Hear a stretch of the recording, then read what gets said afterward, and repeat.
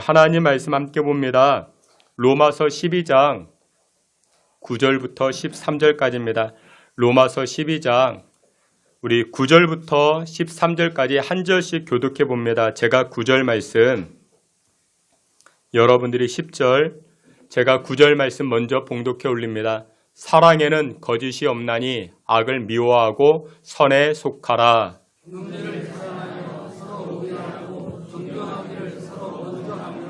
부지런하여 게으르지 말고 열심을 품고 주를 섬기라.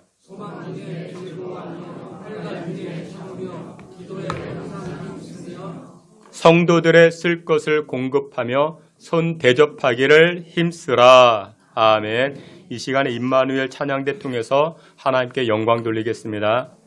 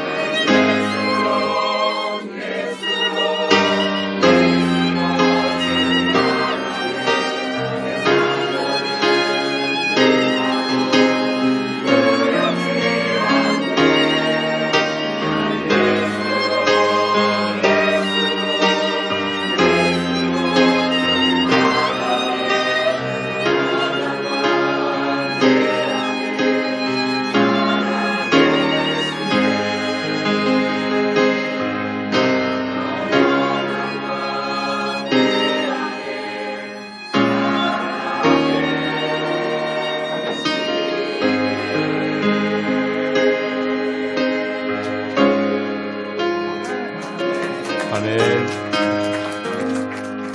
기도합니다. 전능하신 아버지 하나님, 거룩한 하나님 말씀, 생명의 말씀 앞에 저희들 나아갑니다. 우리의 심령이 하나님의 말씀으로 충만케 하시고 우리의 결정과 기준이 하나님의 말씀 되게 하사 인생 살아갈 때 말씀에 이끌려 살아가는 복된 심령 되게 하여 주시옵소서. 말씀을 전하는 자 듣는 자 모두가 하나님의 충만한 은혜 허락되게 하여 주옵소서. 예수 그리스도 이름으로 기도하옵나이다. 아멘.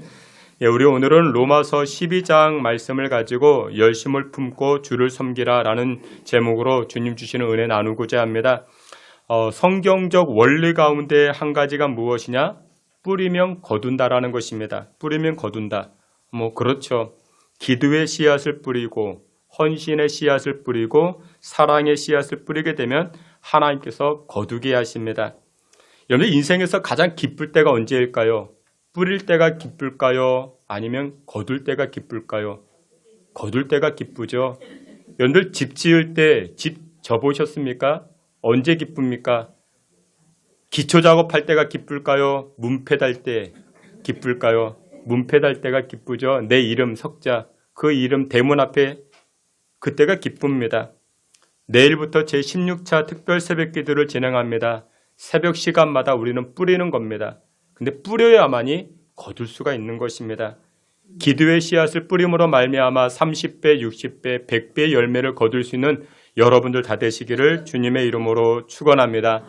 우리가 오늘 이 아침에 살펴보았던 이 로마서 말씀, 이 로마서 말씀은 총 1장부터 16장으로 구성되어져 있습니다. 그러니까 1장부터 11장까지는 믿음의 구성이 어떻게 생겨나게 되었는가, 그러니까 우리가 어떻게 하나님의 백성, 하나님의 자녀, 믿음으로 나아가게 되었는가를 설명합니다. 그래서 로마서 5장 8절을 보게 되면 이렇게 말씀합니다. 앞에 있는 말씀 함께 봅니다. 우리가 아직 죄인 되었을 때에 그리스도께서 우리를 위하여 죽으심으로 하나님께서 우리에 대한 자기의 사랑을 확증하셨느니라. 아멘. 여기 보니 우리가 하나님의 자녀가 될 때가 언제였는가? 죄인 되었을 때에.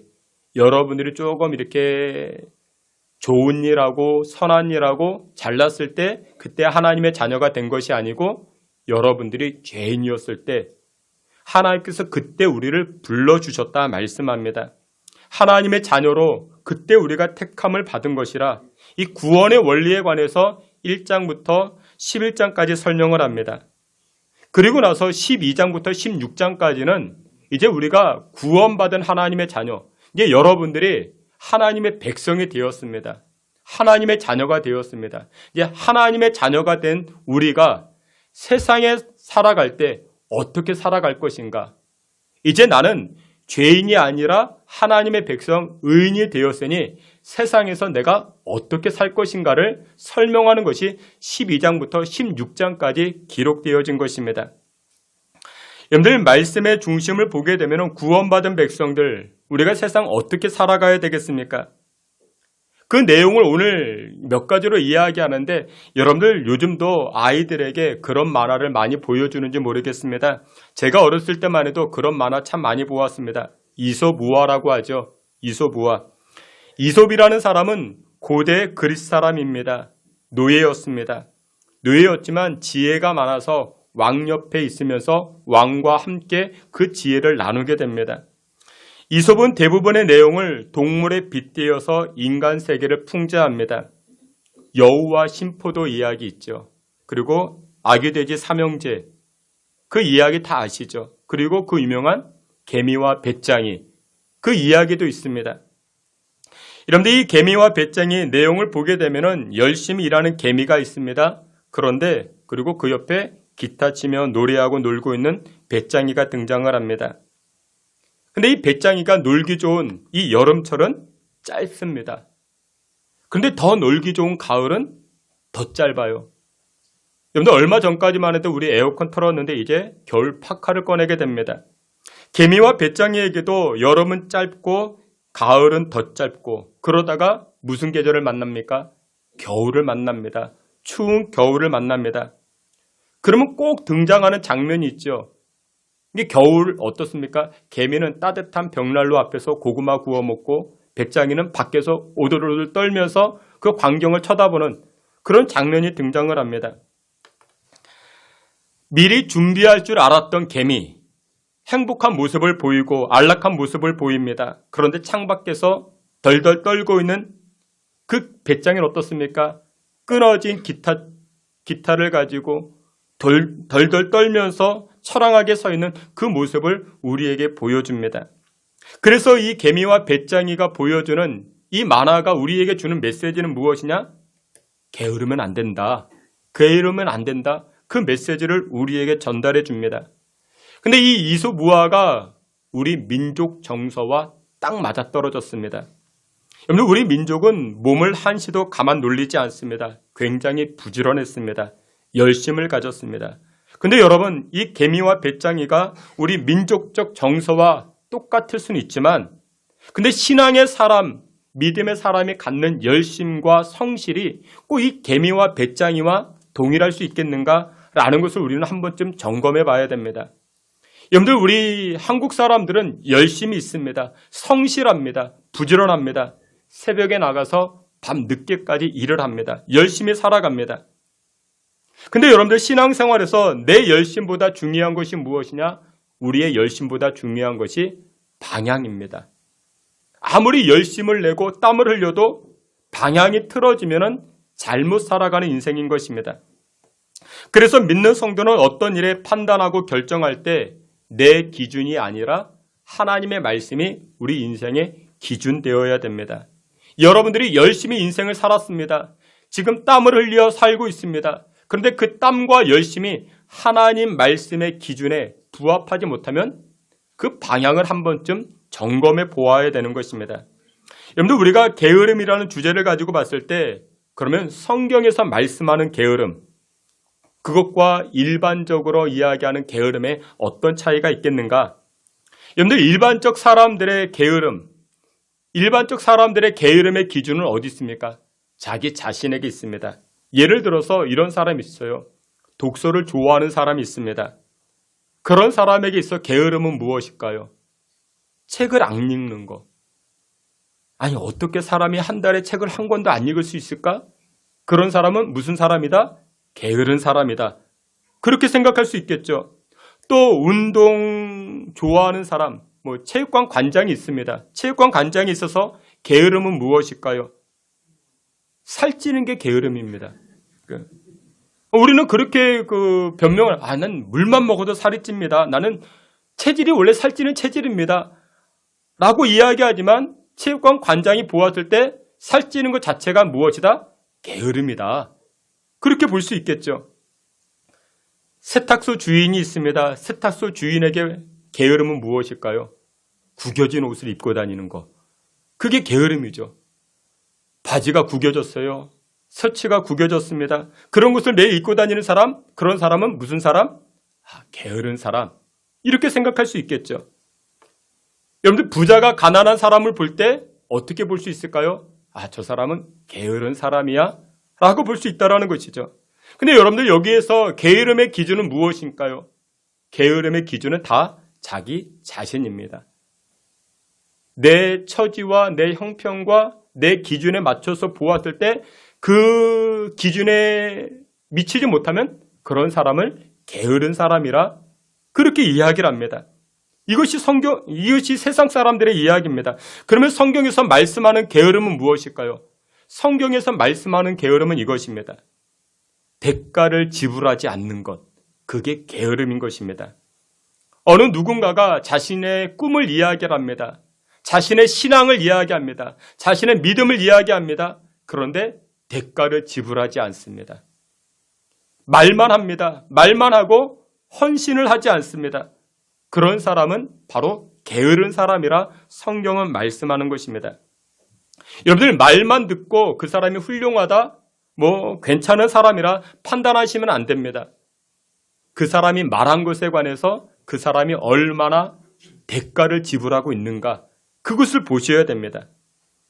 그렇다면 오늘 본문으로 돌아가서 구원받은 주의 백성들을 향해서 부지런하여 게으르지 말라 성경은 말씀하는데, 그러면 영적인 게으름을 탈피하는 방법은 무엇이냐?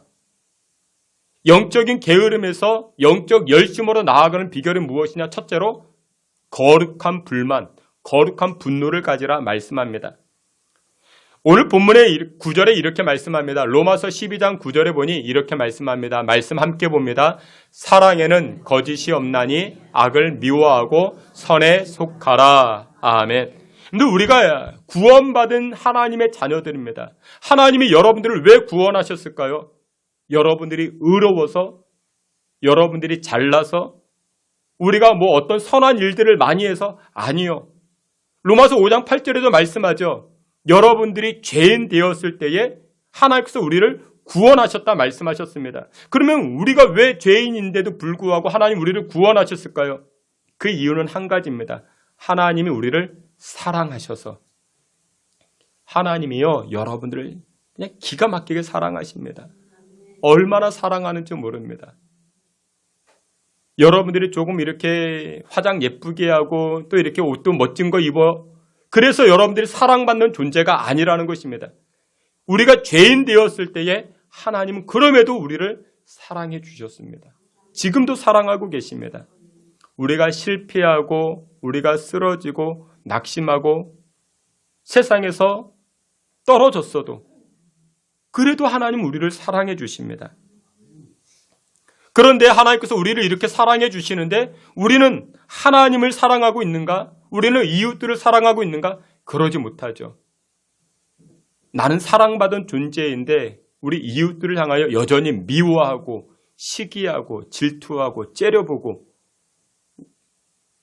그런 자기 자신을 보았을 때 우리는 무엇 해야 된다? 분노를 가져야 됩니다. 그 분노가 무슨 분노? 거룩한 분노라. 성경은 말씀하는 것입니다. 아까도 말씀을 드렸지만 로마서의 구성은 1장부터 11장까지 우리가 어떻게 구원받았는지. 근데 여러분들 우리가 하나님 안에서 구원받을 때 그냥 하나님께서 도깨비 방망이로 금나와라 뚝딱 이렇게 우리를 구원시킨 것이 아닙니다. 창세전부터 여러분들을 사랑하사 여러분들을 구원하시기 위해서 하나님은 설계하셨습니다. 하나님은 계획하셨습니다. 그리고 누구를 보내사 예수 그리스도를 이 땅에 보내사 그 구원을 실행시키셨습니다. 그리고 나서 오늘 살아가고 있는 저와 여러분들을 향하여 또 누구를 보내십니까? 성령님을 보내십니다. 그래서 우리 마음 가운데 감동이 일게 하십니다. 내가 십자가, 그 십자가만 바라봐야지. 내가 십자가 보혈로서 하나님께 나아가야지. 그와 같은 마음을 우리에게 또 허락해 주시는 것입니다. 그처럼 하나님께서는 하나님의 구원의 계획을 이루어 가실 때 그 사랑은 어마어마합니다. 그 내용이 로마서 3장 23절에 이렇게 말씀을 합니다. 우리 앞에 있는 말씀 다 같이 봅니다. 모든 사람이 죄를 범하였음에 하나님의 영광에 이르지 못하더니 그리스도 예수 안에 있는 속량으로 말미암아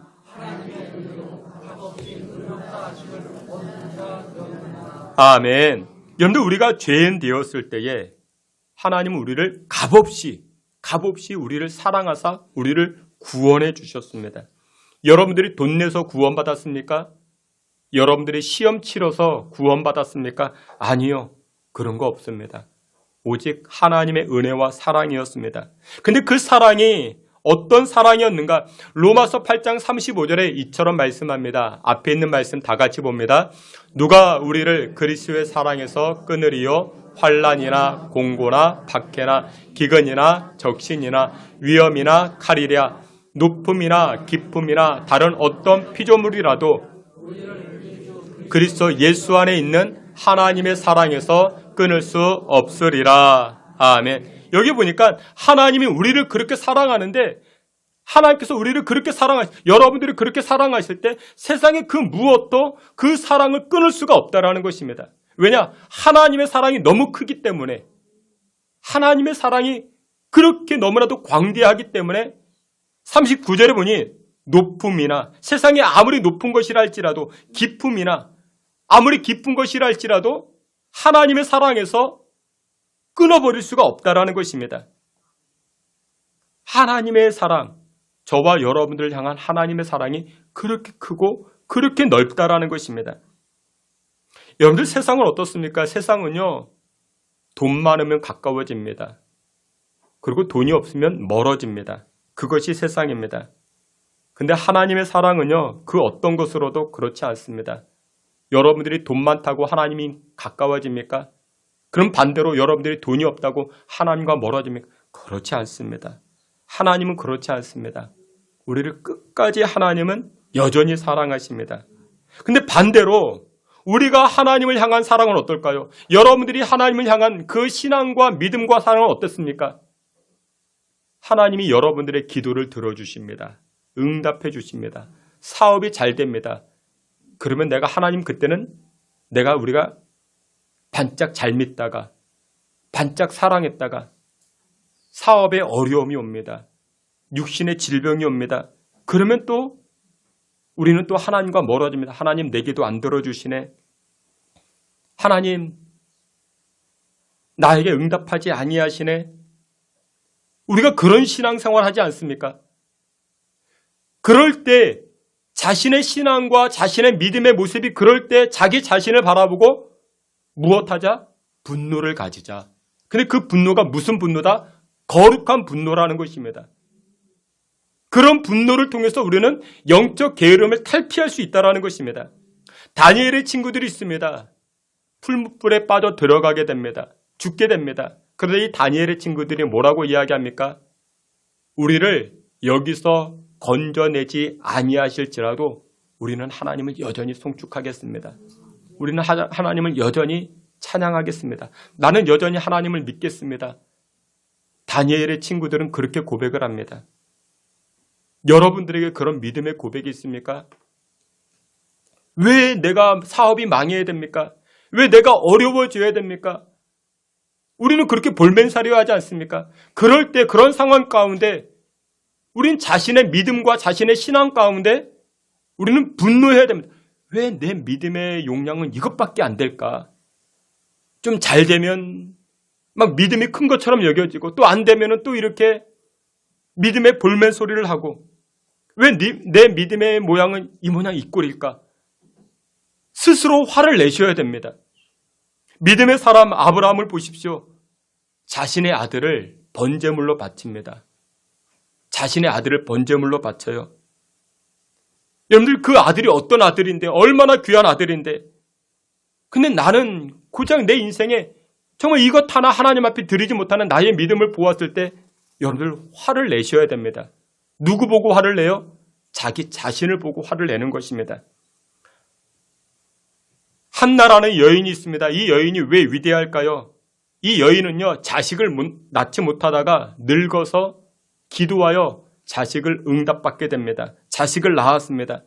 늙어서 기도하여 응답받았기 때문에 이 한나라는 여인이 위대할까요? 아닙니다. 그렇지 않습니다. 한나의 위대성은 어디에 있는가? 그렇게 귀하게 얻은 아들, 그 귀한 아들을 어렸을 때부터 하나님의 일꾼으로 기꺼이 내어드립니다. 그와 같은 한나의 모습을 보면서 자신의 믿음을 적용시켜보는 것, 왜 나는 그런 믿음이 안 될까? 왜 나는 그런 믿음의 수준까지 올라서지 못할까? 그것 가지고 여러분들은 화를 내셔야 됩니다. 자신의 신앙과 믿음을 보면서 여러분들 분노하셔야 됩니다. 그런 분노가 무엇이다? 거룩한 분노, 거룩한 불만이라는 것입니다. 여러분들 이런 거룩한 분노와 불만이 있어야만이 영적 게으름에서 성장에 나아갈 수가 있는 것입니다. 우리나라에서 시작된 세계 구호단체가 있습니다. 선명회라는 구호단체가 있습니다. 근데 이 선명회가 월드비전으로 이렇게 이름이 바뀌어지게 됩니다. 왜 그랬는가? 통일교 문선명이라는 사람이 있어가지고 자꾸만 혼동이 되니까 이 선명회에서 이제 월드비전으로 바뀌게 됩니다. 이 월드비전을 처음 시작한 분이 미국의 바피러스라는 목사님이십니다. 근데 이분의 인생을 보면 굉장히 흥미롭습니다. 바피러스 이 목사님은 1914년생인데 목사님입니다. 여러분들 목사님이면 설교를 가장 많이 해야 되지 않겠습니까? 근데 이분이 설교를 잘 못합니다. 대중 앞에 서는 것이 부끄럽고 쑥스럽고 두렵고 그래서 이 강단에만 설면 벌벌 떨고 준비했던 설교가 하나도 기억이 안 남는 것입니다. 설교를 잘 못하니까 교회 채용이 안 되는 것입니다. 이분이 1914년생이니까 조금 지나서 미국의 대공황에 찾아왔죠. 경제가 어려우니까 교회도 같이 어려워졌습니다. 여러분들 교회가 어려워지면요. 가장 먼저 줄이는 것이 무엇일까요? 교회가 어려워지면 가장 먼저 줄이는 것이 선교비를 줄입니다. 선교는 좀 넉넉해질 때 해야지. 교인들이 그렇게 생각하는데 여러분들 그 생각은 복된 생각이 아닙니다. 하나님께서 기뻐하지 않습니다. 그리고 또 하나 줄이는 것이 무엇이냐? 사역자 숫자를 줄이게 됩니다. 그러니까 목사님, 전도사님 숫자를 줄여 나아갑니다. 그러니까 사례금이 많이 지출되니까. 어쨌건 미국 교회도 그와 같았습니다. 채용이 안 됩니다. 게다가 이 바피어스 목사님 이분이 결혼했는데 장인어른 이분도 목사님이십니다. LA에서 목회를 하시는데 또 이 장인어른 목사님이 설교를 굉장히 잘합니다. 그곳에서 성공적인 목회를 하게 됩니다. 그래서 사위된 이 바피어스 목사님이 갈 곳이 없으니까 이 장인어른 목사님 교회에 채용을 하게 됩니다. 근데 문제는 무엇이냐? 이 장인된 목사님은 설교를 잘하는 겁니다. 근데 이 사위된 이 목사님은 설교가 떨어집니다. 그래서 성도들이 비교를 합니다. 우리 어떤 목사님은 설교를 하는데 또 어떤 목사님은 설교를 못한다고 이렇게 비교를 하죠. 그럼 여러분들 속상하죠. 여러분들 하나님 다 주시는 은혜가 있습니다.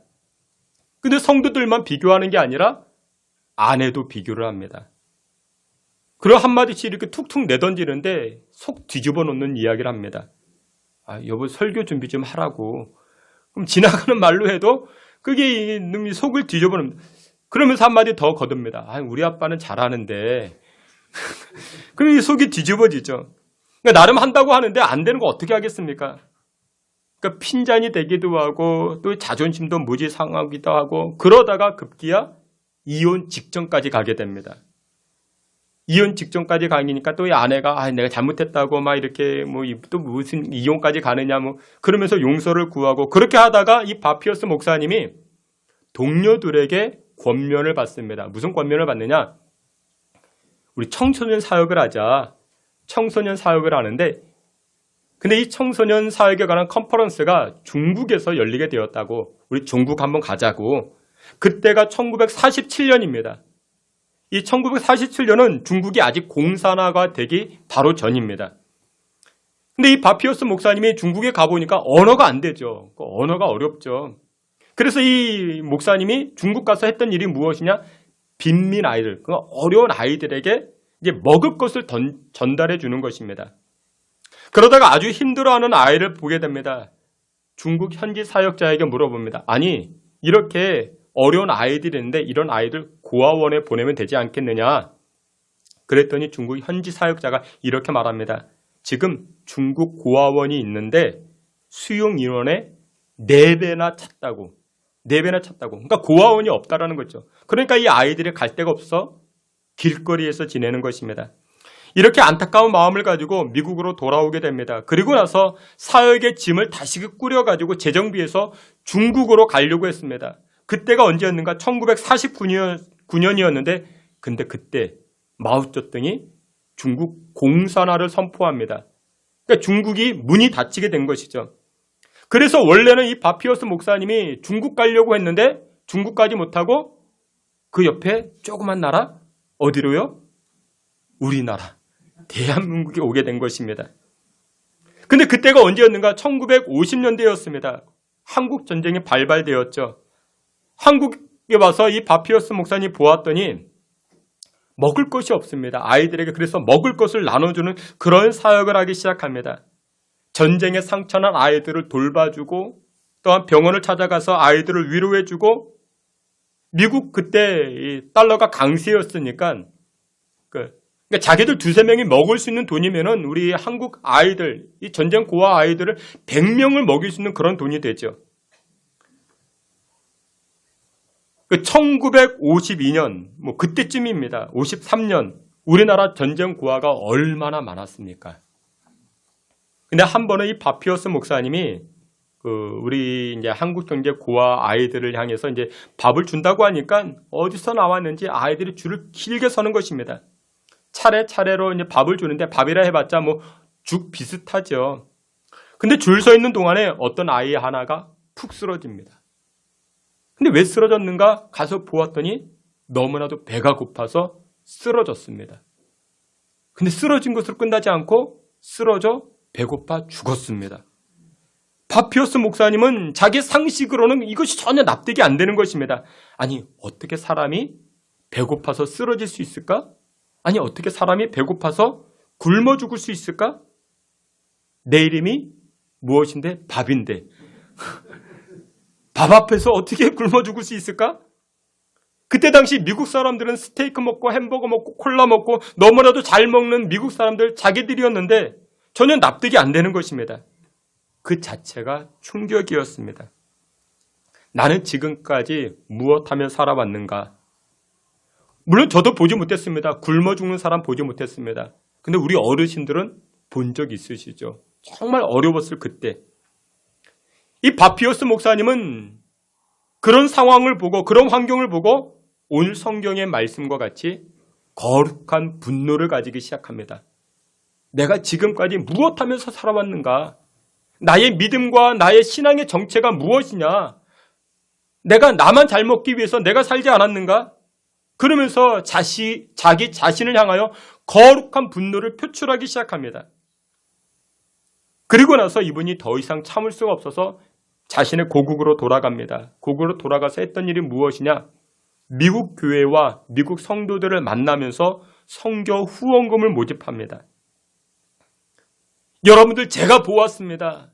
제가 저기 동방의 작은 나라, 지금 전쟁이 일어나서 어렵게 살고 있는 그 작은 나라가 있는데 어린아이들이 전쟁 고아인데 먹을 것이 없어 쓰러집니다. 제 앞에서 쓰러졌습니다. 제가 봤습니다. 제 앞에서 죽었습니다. 그런 아이들이 있습니다. 여러분들이 먹는 것, 그 10불, 20불이면 그 땅의 아이들 50명, 100명을 살릴 수 있습니다. 그러면서 이 바피어스 목사님이 교회를 다니면서 성도들을 만나면서 선교금을 모집합니다. 그리고 나서 이 목사님이 한국에 돌아와서 그 선교금을 가지고 세웠던 그 구호단체가 바로 이 선명의 월드비전이 됩니다. 지금은 월드비전이라고 이야기하는데 우리나라에서 대표적으로 활동하시는 분이 그 방송인 김혜자 탤런트, 이분이 아주 대표적으로 활동을 하십니다. 연세가 80세가 넘었습니다. 권사님이십니다. 얼마나 왕성하게 잘하시는지 모릅니다. 근데 여러분들, 이와 같은 시작이 어디에서 출발했다고요? 자기 자신을 향한 거룩한 분노였습니다. 내 믿음, 내 신앙이 어디에 있느냐? 왜 나는 아브라함과 같은 믿음으로 성장하지 못했는가? 왜 나는 다니엘과 같은 믿음으로 자라나지 못했는가? 영혼 사랑하지 못하고 그 교회를 선교하고 생명 살리는 일을 내가 하지 못하고 여전히 교회 다니면서 쾌락을 쫓아 살고 세상을 사랑하고 허세와 허영으로 채워진 나의 모습들을 바라보고 거룩한 분노를 표출했던 것입니다. 예전에 제가 캄보디아 선교를 다녀왔습니다. 이 캄보디아 선교, 그 쩌언이라는 그런 청년인데 교회를 가는 상황입니다.